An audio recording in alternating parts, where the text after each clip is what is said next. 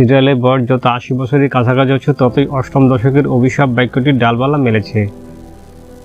Israel Hamas যুদ্ধের এই ডামাডোলের মধ্যে ফিলিস্তিনিদের মুখে শব্দটি শোনা যাচ্ছে তা নয়, বরং ইসরায়েলি নেতার মুখে এমন বাক্যটি নতুন করে প্রাণ পেয়েছে। কিন্তু কি এই অষ্টম দশকের অভিশাপ, কেনই বা তা নিয়ে এত আলোচনা, বিস্তারিত তুলে ধরব। প্রিয় দর্শক, আজকের এই নতুন পর্বে আপনাদের সবাইকে স্বাগতম। অষ্টম দশকের অভিশাপ নতুন কিছু নয়। আজ থেকে ২৪ বছর আগে হামাস আন্দোলনের প্রতিষ্ঠাতা আহমেদ ইয়াসিন এই শব্দটি ব্যবহার করেছিলেন।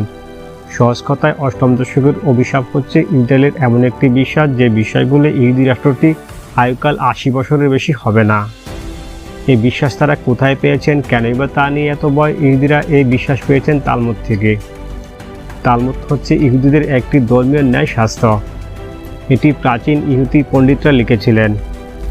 শাস্ত্রটিতে ইহুদির প্রাত্যহিক জীবনের করণীয়, পালনীয়, পরিত্যাজ্য বিষয়গুলো বদলে দেওয়া হয়েছে। তবে এটি কোনোভাবে ইহুদি ধর্মগ্রন্থ তাওরাত নয়। যা হোক, তালমুদে বলা হয়েছে কোনো ইহুদি রাষ্ট্রই ৮ দশকের বেশি টিকবে না। নিজেদের জাতিগত অন্তঃকুণ্ডলের কারণে রাষ্ট্রটি ভেঙে যাবে।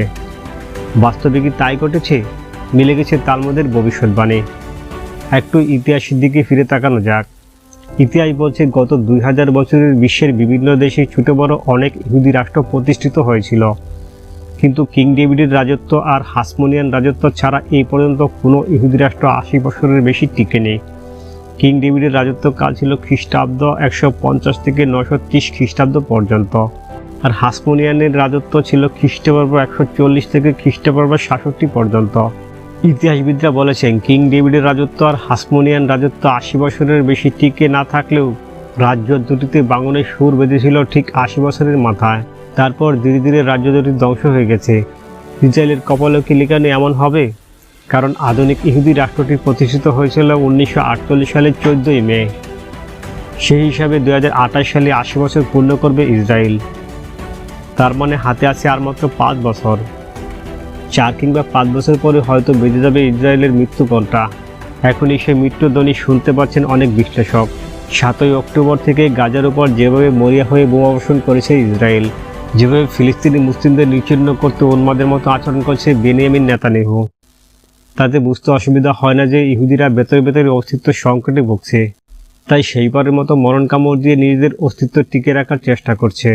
ইসরায়েলের মধ্যপ্রাচ্যের এই আগ্রাসী মনোভাব, ব্যাপক হত্যাযজ্ঞ, ধ্বংস, তারই পরিপ্রেক্ষিতে ইরানের মদতপুষ্ট বিভিন্ন ফক্সি বাহিনীর আক্রমণের কারণে ইহুদিদের নাজুক অবস্থার আলামত হিসেবে ধরা হচ্ছে। অপরদিকে ইসরায়েলকে ধ্বংস ইরানের দৃঢ়প্রত্যয় সন্দেহে দানা বেঁধে উঠেছে। বর্তমানে ইরান ও তার ফক্সি বাহিনীর আক্রমণে দিশাহারা ইসরায়েল। তবে সামনে যে ইসরায়েলের জন্য ভয়াবহ দিন অপেক্ষা করছে তার বলার অপেক্ষা রাখে না। তাছাড়া ইসরায়েলের সাবেক প্রেসিডেন্ট রিউবেন রিভলিন ২০১৭ সালে তিনি হারজালিয়া কনফারেন্সে ভাষণে বলেছিলেন, ইসরায়েলে ৩৮% সেকুলার ইহুদি, ১৫% জায়নবাদী ইহুদি, ২৫% আরব। জায়নবাদী নয় এমন উগ্র অর্থোডক্স মৌলবাদী আছে ২৫%। রিভেন বলেছিলেন, এরা নিজেদের মধ্যে যেভাবে বিবাদে যাচ্ছে তা উদ্বেগের বিষয়। দ্য মিডল ইস্ট মনিটর পত্রিকা ২০২২ সালে ১২ মে প্রকাশিত একটি কলমে লেখা হয় যে ইসরায়েলের মধ্যে নানা বিভেদ ইতিমধ্যে দৃশ্যমান হচ্ছে। হারেদি সম্প্রদায় ধর্মীয় জায়নবাদীদের মধ্যে দ্বন্দ্ব অনেকটা গভীর হয়েছে।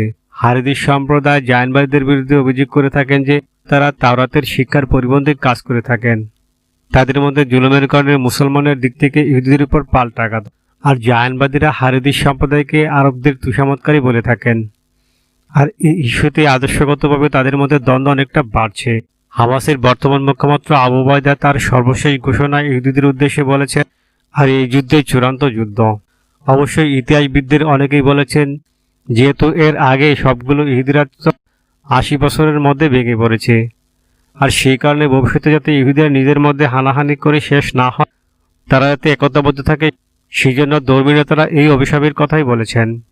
মিডল ইস্ট মনিটর এক প্রতিবেদনে বলেছেন, ইসরায়েল যে অষ্টম দশকের অভিশাপ নিয়ে বিতর তার সম্প্রতির সময় ইহুদ নেতা ইহুদ বারাক, নাফতালি বেনেট ও বেনিয়ামিন নেতানিয়াহুর বক্তব্যে সুস্পষ্ট হয়ে উঠেছে।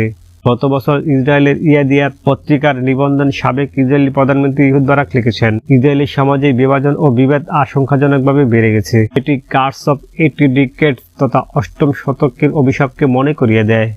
এদিকে চলতি মেয়াদে প্রধানমন্ত্রিত্ব নেওয়ার আগে বেনিয়ামিন নেতানিয়াহু বলেছিলেন, ইসরায়েলকে ৮ দশকের অভিশাপ থেকে মুক্তি দেওয়ার নিশ্চয়তা কেবল তার নেতৃত্বাধীন সরকারই দিতে পারে। এর আগে প্রধানমন্ত্রী নাফতালি বেনেটও তার নির্বাচনী প্রচারণায় একই কথা বলেছিলেন। একমাত্র তার সরকারই অষ্টম দশকের অভিশাপকে মিথ্যা প্রমাণ করে দিতে পারে।